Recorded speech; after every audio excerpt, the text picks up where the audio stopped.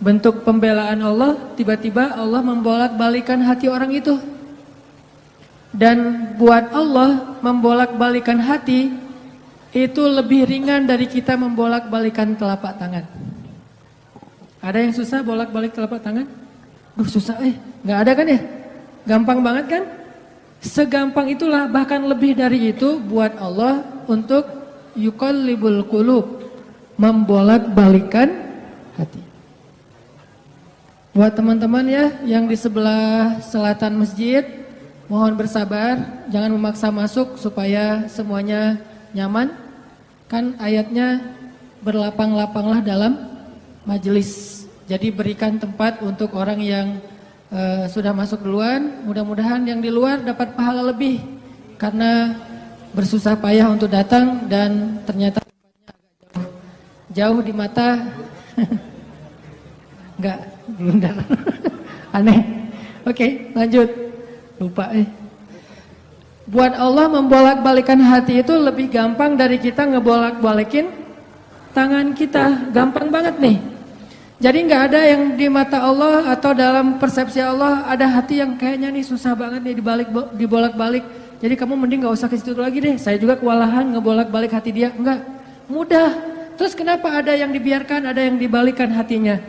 Karena ada yang pantas, ada yang tidak pantas. Jika kita sudah punya kepantasan, Allah akan balikan hati kita kepada kebaikan. Allahumma habib ilainal iman wa zayyinhu fi qulubina wa karrih ilainal kufra wal fusuqa wal isyan waj'alna minar rasyidin. Hafal doa itu? Nanti cari di YouTube lah ya. Ya Allah, jadikan kami cinta kepada amal soleh dan jadikan rasa cinta itu indah di dalam hati kami. Jadikan kami benci kepada dosa dan jadikan kami termasuk orang-orang yang mendapat petunjuk. Allah bolak-balikan. Gitu juga dengan hati calon mertua. Gimana pun dia ngeblok, nggak boleh masuk lah, gerbangnya digembok segala macam. Cuma gerbang. Mau 1000 lapis gerbang, kalau hatinya dibalikin, hilang semuanya tuh. Gampang banget kan? Buktinya malam ini nih. Allah membolak-balikan hati kita. Yang tadinya punya macam-macam rencana pada malam minggu, akhirnya Allah balikan hatinya, udah ke Masjid Agung aja deh.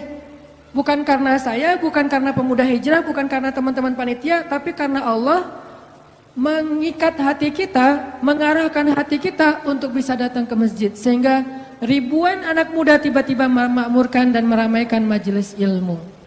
Kalau di ribuan orang aja bisa Allah bolak-balikan hatinya, apalagi cuma satu orang. Ya, ada berapa ribu sekarang? 15.000? Lebih nih Masjid Agung ini daya tampungnya berapa? 10.000 ya? Sampai keluar. Berarti sekitar 20.000. Ini benar-benar sesuai dengan yang dulu banget saya harapin 2 tahun yang lalu bisa ngalahin Tomorrowland. Minimal DWP lah ya. Bisa ngalahin DWP atau kalau bisa Tomorrowland. Saya pernah kemarin tuh acara taklim di Pekanbaru, An-Nur, yang datang sekitar 25.000 anak muda di depan masjid penuh. Malam yang sama ada acara juga di mall, tapi acaranya sepi, yang taklimnya rame. Masya Allah. Habis itu baru ke mall. Tetap aja sama-sama rame. Intinya teman-teman, mudah buat Allah. Sama kayak Allah membolak-balikan hati Nabi Muhammad, mertuanya Ali bin Abi Thalib. Padahal udah yang datang itu kurang keren apa coba? Abu Bakar. Secara fisik terkenal Abu Bakar itu orangnya putih, nggak terlalu gemuk, jadi badannya tuh bagus. Terus orangnya dermawan, akhlaknya paling mulia dan nggak pernah syirik sejak zaman jahiliyah. Di antara sahabat Nabi yang nggak pernah melakukan dosa syirik sejak zaman jahiliyah, Ali dan Abu Bakar. Malah Abu Bakar tuh waktu kecil pernah diajak sama ayahnya untuk nyembah patung. Begitu ayahnya selesai ibadah nyembah patung pergi, itu patung diludahin sama Abu Bakar, dilemparin kotoran sama Abu Bakar. Apa sih lo patung doang masa disembahin? Kalau lo bisa balas gua, coba lo balas, dilemparin. Ternyata nggak balas. Dari kecil juga Abu Bakar itu udah nggak pernah syirik. Orang yang sangat terjaga hanif. Dan julukannya juga sama dengan julukan Nabi Ibrahim, Siddiq.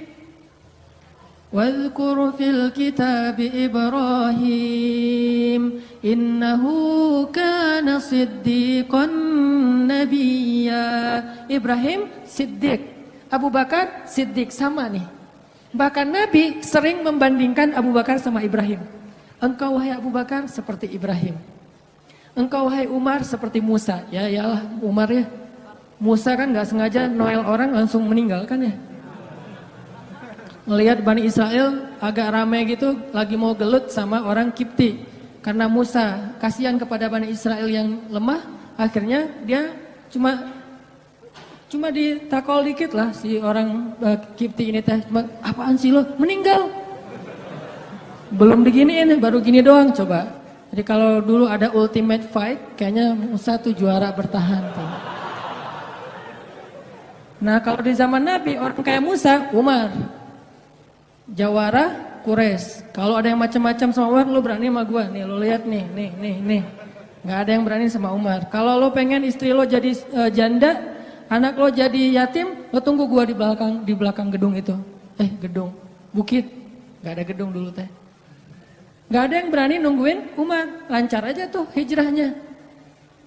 Artinya Abu Bakar tuh sering dibandingkan kayak Ibrahim.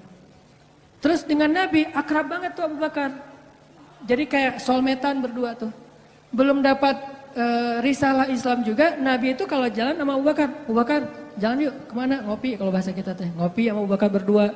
Dari zaman sebelum Islam juga Nabi itu dalam tanda petik udah sering ngopinya sama Abu Bakar. Coba enak nggak nolak teman ngopi kita?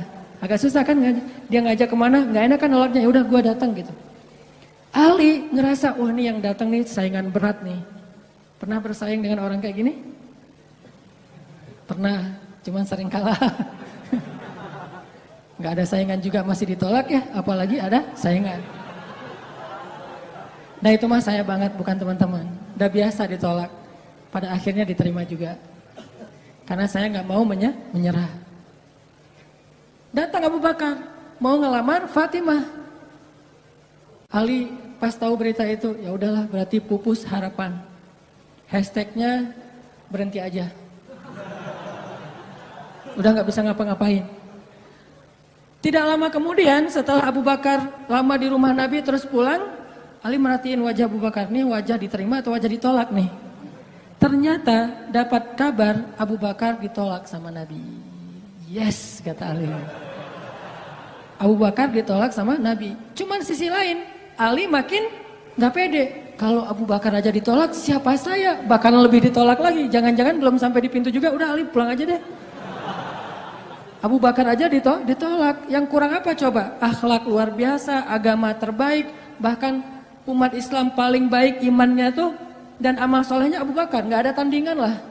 Mau ngelihat surganya di akhirat. Orang kaya di dunia dan kaya di akhirat tuh Abu Bakar tuh. Ada orang yang di dunia miskin, di akhirat kaya. Di akhirat miskin, di dunia kaya. Kalau Abu Bakar, dunia akhirat kaya. Surganya Abu Bakar tuh dikelilingin sama Jibril. Jadi Jibril lagi pengen ngukur surganya Abu Bakar. Terbang setahun. Udah setahun terbang, itu baru di pinggirnya surga Abu Bakar. Belum sampai ke tengah. Padahal Jibril itu kecepatannya lebih tinggi daripada kecepatan cahaya.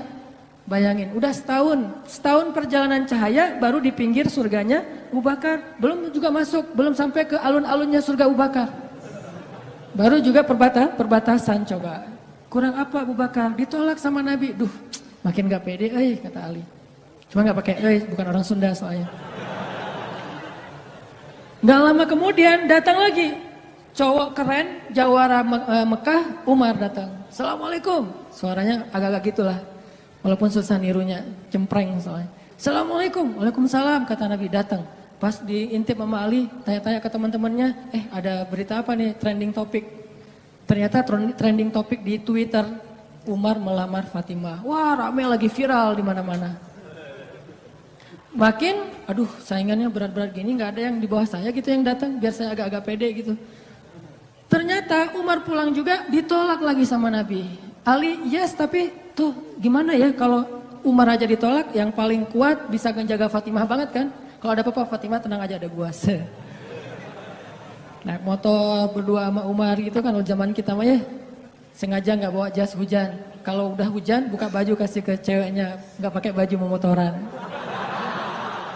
Cowok banget lah itu mah ya. Pulang-pulang sampai ke rumah minum antangin. Umar tuh jawaranya. Nabi kan pasti tenang banget ngasih anak ke orang kayak Umar. Keluar dia singa, di dalam dia kucing Anggora. Maksudnya apa? Dia tuh nggak pernah kasar sama istrinya, walaupun dia keras kepada musuhnya. Kalau dimarahin istrinya, diem aja. Udah selesai dimarahin, udah mah, udah. Ya udah, pergi nyari teman.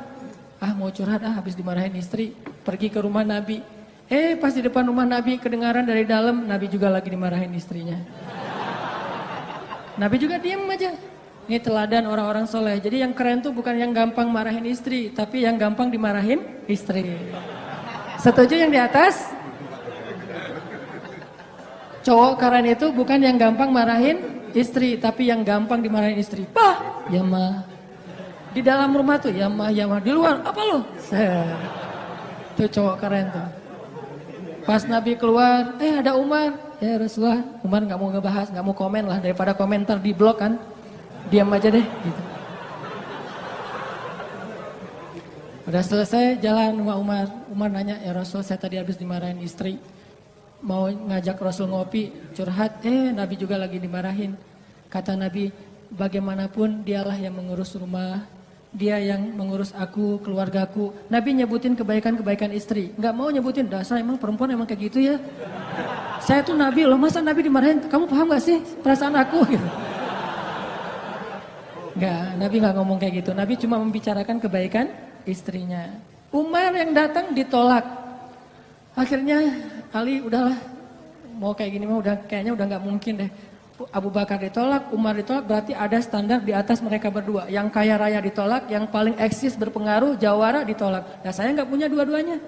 Masih kecil soalnya, nanti kalau dia udah dewasa, Ali emang jawara juga tuh. Malah gladiatornya Nabi kan.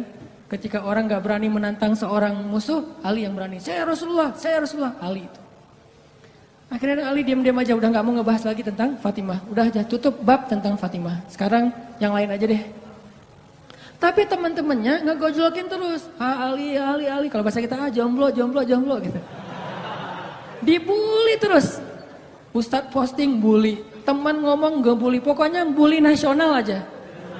Karena dibully-bully terus, akhirnya Ali memberanikan diri. Ya udah datang deh bertamu. Pokoknya malam ini diterima, ditolak. Walaupun kemungkinan besar ditolak, saya harus datang dulu nih sama Nabi. Beraniin diri, gak usah majang mikir. Datang.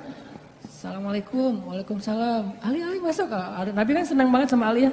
Kesayangan Nabi banget lah pokoknya Ali itu. Duduk, ada apa Ali? Enggak, cuma pengen silaturahim. Nggak ngomong apa-apa coba.